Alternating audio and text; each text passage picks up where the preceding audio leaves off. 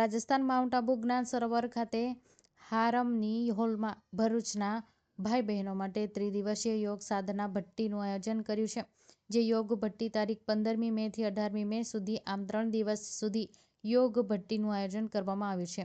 જે યોગ સાધના ભટ્ટીનો મુખ્ય હેતુ આધ્યાત્મિક સ્વ ઉન્નતિ, સ્વ જાગૃતિ તેમજ વિશ્વ કલ્યાણ નિમિત્તે વિશ્વના શાંતિના પ્રકાશ ફેલાય એ હેતુસર યોગ ભટ્ટીનું આયોજન કરાયું.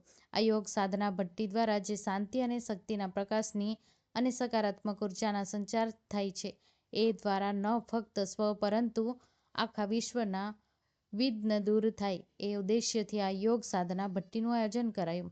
આ ઉપરાંત આ યોગ સાધના ભટ્ટીમાં સુદેશ દીદીજીએ ભટ્ટીના 4 પ્રકાર બતાવ્યા કે યોગ સાધનાના ભટ્ટી કોઈ રીતે કરાય એ દીદીજીએ દ્રષ્ટાંત આપી સમજાવ્યું.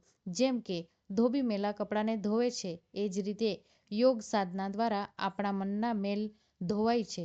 આ સાથે જ દીદીજીએ રંગરેજની ભટ્ટી, કુંભારની ભટ્ટી, સોનારની ભટ્ટી અને સહિતના દ્રષ્ટાંતો આપી વિશેષ માહિતી આપી હતી. આ ઉપરાંત દીદીજીએ મહાભારતના પણ દ્રષ્ટાંત વર્ણવી વિશેષ માહિતીગાર કર્યા હતા. મનુષ્યમાં રહેલી શક્તિના વિશેષ માહિતી આપી હર પરિસ્થિતિમાં તમારી કઈ શક્તિનો ઉપયોગ કરવો તેની પણ વિશેષ માહિતી આપી હતી. તથા આ કાર્યક્રમમાં જ્ઞાન સરોવરના ડાયરેક્ટર પ્રભા દીદીજીએ કે જેઓ ભરૂચ સબ ઝોન ઇન્ચાર્જ પણ છે, તેઓએ યોગ ભટ્ટીમાં આવેલ તમામ ભાઈ બહેનોનું સ્વાગત કર્યું હતું અને આશીર્વાદ આપ્યા હતા. આ સાથે જ મંજુ દીદી જ્ઞાન સરોવર કે જેઓએ મંચ સંચાલન કરી યોગ ભટ્ટીની વિશેષ માહિતીગાર કર્યા હતા.